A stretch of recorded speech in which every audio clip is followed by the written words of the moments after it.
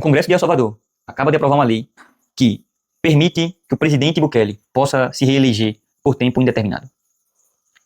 Esse presidente aqui ganhou repercussão mundial por causa das suas pautas de segurança pública, porque ele é um presidente que criticou o sistema financeiro, né, tradicional, e trouxe o Bitcoin como uma solução alternativa para resolver esse problema. Agora apresenta traços que me parece com traços de ditadores, entende? E talvez isso seja uma maneira de abrir os olhos daqueles que tiveram o Bukele como uma inspiração, né? Porque se você curte, se você é adepto da ideologia,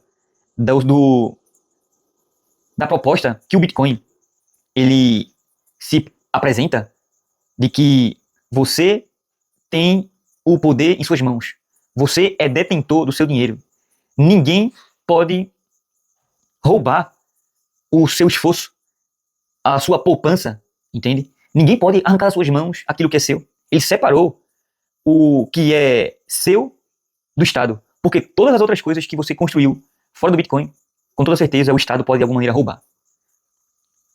E esse caso me fez refletir, e eu quero comentar com vocês aqui um pouco do que eu tenho estudado a respeito do Bitcoin. Tenho lido o livro Bitcoin Red Pill, tá de graça aí no PDF da internet, tá? E eu condensei um pouco do que eu tenho estudado e quero compartilhar aqui com vocês, tá? É uma pessoa comum aqui, comentando, trazendo umas ideias aqui por meio desse pequeno canal. Desde já quero pedir a você que se inscreva nesse canal, deixe o seu like aqui no comentário e me ajuda a chegar nos 500 inscritos e monetizar essa bagaça aqui, beleza? Primeiro, vou comentar aqui sobre o problema da moeda e o Estado. É bem provável que você já saiba, mas o Estado, ele é o responsável por imprimir dinheiro, entende? E Yuri, qual o problema de imprimir dinheiro? Primeiro, quando você imprime dinheiro, você está diminuindo o valor da moeda. Se você não viu, mas eu vou explicar agora, tem uma imagem que representa bem isso, que é R$100, o valor de 1994 até agora. Esse mesmo R$100, ele perdeu em 2025 quase 90% do seu valor. R$100 de 1994 hoje vale R$14, entende? Então, com a impressão desenfreada do dinheiro, né? Porque a gente tem o índice de inflação, que diz que a inflação o teto é 5%, entende? Mas na prática, essa inflação, ela é 20% ao ano, entende? Essa cesta que mede a inflação, ela não traz os números reais do que é a inflação, entende? Então, o Estado está sempre imprimindo dinheiro e fazendo com que o que você acumula perda o valor ao longo dos anos. Tem outro problema aqui que poucas pessoas falam, mas quando você tem essa impressão, né, quando o governo imprime dinheiro, acontece uma coisa chamada, um problema chamado imposto invisível. Porque nosso país é um dos principais em arrecadação de impostos, né? E eles arrecadam impostos cobrando através de todos os produtos que são comercializados, porém, o Estado ainda utiliza outra maneira de sufocar, né? De tirar o seu dinheiro, que é através do imposto invisível, que é o quê? A impressão de moeda. Já pensou? Se você for comprar 1 quilo de feijão, você está pagando X% de imposto. Mas o que o Estado faz? Ele vai lá e imprime mais dinheiro para que você tenha o seu poder de compra ali diluído, entende? Está cobrando o imposto novamente de você. Então, isso é um problema que o nosso país tem, crônico. Todos os governos imprimem moeda. E como o Bitcoin, ele resolve isso? Primeiro, o Bitcoin ele tem 21 milhões de moeda. Você sabe que é um dinheiro que tem um valor de 21 milhões. Não é possível imprimir mais Bitcoin. Segundo, a inflação que o Bitcoin ainda tem, ela é uma inflação programada. Você sabe que daqui a 4 anos, a inflação do Bitcoin vai ser X, entende? Hoje a mineração está em 3, alguma coisa, daqui a 4 anos será 1, alguma coisa. Então a inflação que o Bitcoin ainda tem, ela é programada. E outro detalhe, o Bitcoin ele tem se provado ao longo dos anos que ele é resistente à inflação, entende? Se você fizer uma pesquisa e acompanhar o gráfico do M2, que é a impressão de dinheiro de maneira global, né? Você consegue ver o quanto os países estão imprimindo de dinheiro. O gráfico do Bitcoin, ele acompanha esse indicador. Quando tem muita impressão de dinheiro, o Bitcoin, ele consegue, de alguma maneira, captar essa impressão que está tendo no mundo. Porque as pessoas já entenderam. Quem conseguiu abrir os olhos e perceber como o Estado funciona, Já percebeu como é que eu posso me proteger disso, entende? Então muitas pessoas, elas colocam o seu capital em Bitcoin justamente para se proteger disso. Porque enquanto a base monetária global aumenta, imprime dinheiro, você coloca o dinheiro em um ativo em que não terá impressão, entende? Em que ninguém pode mudar aquilo que foi programado. Então o Bitcoin, ele consegue resolver isso. O segundo problema que eu encontro através do Estado, né, é o controle financeiro do Estado. Cara, se você já tentou fazer uma transferência em um horário, tipo 10 horas da noite, de um valor considerável, provavelmente você não vai conseguir, ou vai chegar a notificação, vai ter uma limitação ali, né, no valor da transferência que você pode fazer. Segunda coisa, o dinheiro que você tem no banco, se de alguma maneira você ferir uma das regras do Estado, né, se levantar contra ele, criticar, desconfiar do Estado, você pode ter os seus bens bloqueados. Terceiro, o Estado pode confiscar o seu dinheiro. Ah, Yuri, isso ficou no passado, isso é coisa do passado, tá? Isso é coisa de quem usa chapéu de alumínio. Cara, se você tá falando isso, provavelmente você tem algum político de estimação e ainda não viu como será o dinheiro daqui a alguns anos, através da famosa CBDC, que vai ser um dinheiro digital, 100% programável, em que vai dar mais poder ainda ao Estado a utilizar ali o dinheiro, né, da maneira que ele bem entender, sabe?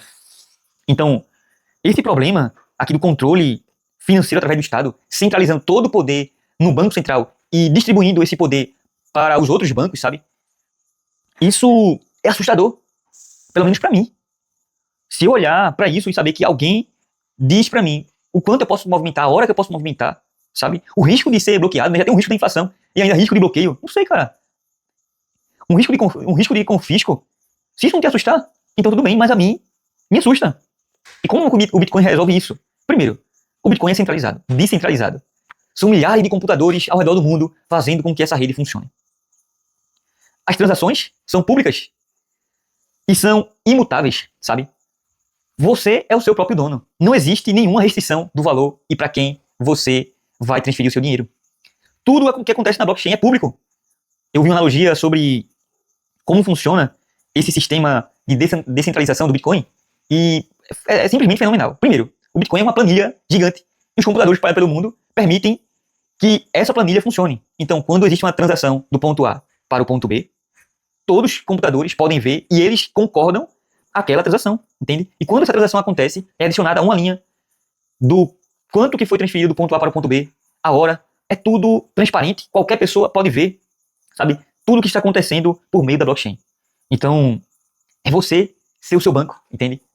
Você não precisa ter medo do que vai acontecer, porque se você tiver X Bitcoin, esses Bitcoin serão sempre seu, sabe? Tem até aqueles casos das carteiras, pessoas que perderam dinheiro, e essas pessoas perderam dinheiro, e o dinheiro continua sendo delas, só que elas não têm acesso, percebe? Então, o valor que eu enxergo nesse sistema descentralizado, imutável, público, entende? Programável, é algo que, para quem tem algum receio do que o Estado pode fazer, eu mesmo não duvido da capacidade do Estado, isso aqui é de encher os olhos, sabe? É por isso que tem muitas pessoas que são maximalistas de Bitcoin, né? Porque é simplesmente fantástico. Terceiro, para encerrar. Terceiro problema que eu enxergo através desse sistema que é o Estado.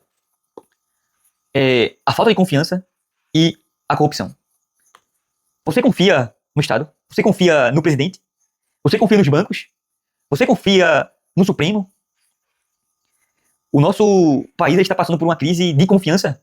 Ninguém confia nem mesmo no Estado que está aí com a narrativa de que ele é o responsável pelo bem da sociedade, percebe? E além disso, vamos dizer que tem político ali, 1% de político com boas intenções. Ainda assim, a gente tem um problema da má gestão, sabe?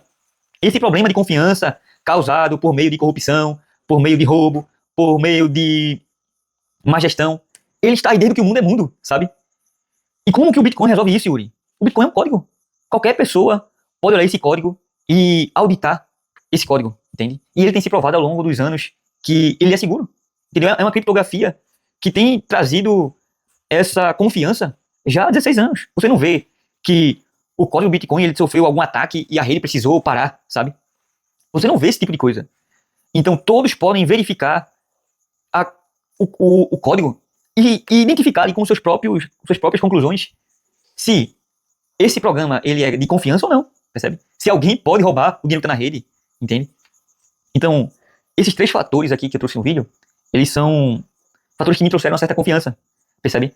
Eu já falei aqui sobre Bitcoin, algumas vezes eu critiquei. Eu entendo que o momento de comprar, ele precisa ser planejado. Porém, quanto à tecnologia, é algo que simplesmente chegou para ficar, percebe?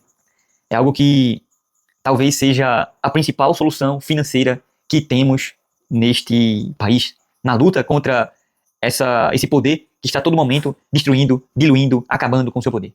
Beleza? Isso quem sofre principalmente somos nós, pobres. Entende? Então, é por causa que eu sou pobre que eu me preocupo. O cara tem 100 milhões de reais na conta, 10 milhões de reais. Provavelmente o cara desse nunca mais vai ficar rico, vai ficar pobre. Mas quem é pobre, tá todo momento fazendo dinheiro de várias maneiras, né? Então é isso. Eu quero agradecer vocês que ficam até aqui. Até mais, tamo junto e valeu.